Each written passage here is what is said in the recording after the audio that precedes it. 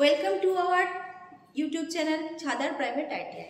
আজকে আমাদের ইলেকট্রিক্যাল ডিপার্টমেন্টের টপিক হচ্ছে হুইটস্টোন ব্রিজ। হুইটস্টোন ব্রিজ কি প্রথমে আমাদের জানতে হবে। হুইটস্টোন ব্রিজ হলো এমন একটা ইলেকট্রিক্যাল সার্কিট যার মাধ্যমে আননোন রেজিস্ট্যান্স পরিমাপ করা যায়। এবার আননোন রেজিস্ট্যান্স আমরা পরিমাপ করব কিভাবে, সেটা হচ্ছে এটা হচ্ছে হুইটস্টোন ব্রিজের সার্কিট। এটা হুইটস্টোন ব্রিজের সার্কিট। এখানে চারটে রেজিস্ট্যান্স দেওয়া আছে, তার মধ্যে একটি হলো ভেরিয়েবল রেজিস্ট্যান্স। এবার আননোন রেজিস্ট্যান্স পরিমাপ করতে গেলে আমাকে কি দরকার হবে? গ্যালভানোমিটার।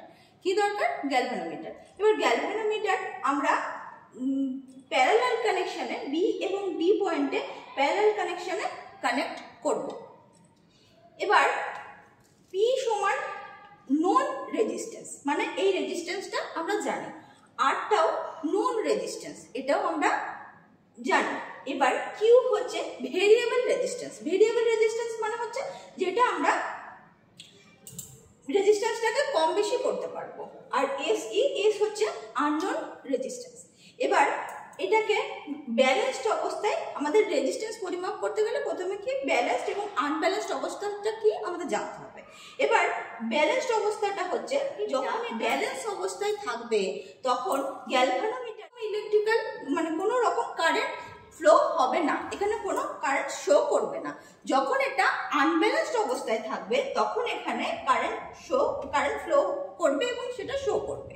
ঠিক আছে, এবার আমরা ব্যালেন্সড অবস্থাতে আনতে গেলে এই ভেরিয়েবল রেজিস্ট্যান্সটাকে অ্যাডজাস্ট করে কতক্ষণ পর্যন্ত অ্যাডজাস্ট করব, যে এই যতক্ষণ না গ্যালভানোমিটারে আমরা জিরো কারেন্ট শো করবে, যতক্ষণ না পর্যন্ত জিরো কারেন্ট আসবে। ঠিক আছে, এবার দেখা যাক যে এই সার্কিটের দেখো P by Q equal to R by S. এবার পি বাই কিউ সমান আর বাই এস যদি হয়, আমরা পি এর ভ্যালু জানি, আর এর ভ্যালুও জানি।